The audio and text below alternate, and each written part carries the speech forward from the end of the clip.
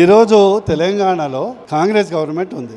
మొత్తం భారతదేశంలో కంటే అత్యధికంగా వ్యాట్ ఎక్కడుంది? 35.12% మన తెలంగాణలో ఉంది. ఒక్కొక్క లీటర్ పెట్రోల్ మీద 42. గుజరాత్ కంటే, గుజరాత్లో 19% ఉంటే ఇక్కడ 30% ఉంది. గుజరాత్ కంటే మన తెలంగాణ ప్రజలు సంవత్సరానికి 6,800 కోట్ల అదనపు ట్యాక్స్ కడుతున్నారు. మీలాంటి స్కూటర్లు, బైకులు ఉన్న వాళ్ళు పెట్రోల్ వేయించుకొని అదనంగా ట్యాక్స్ కడుతున్నారు.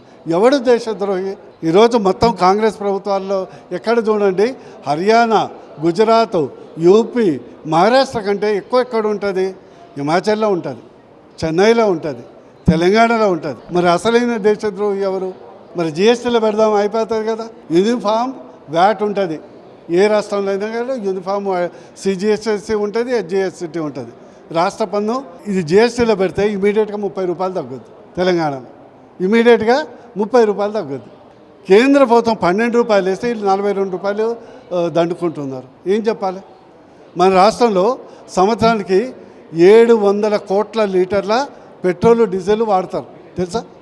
700 కోట్ల పెట్రోల్, డీజిల్.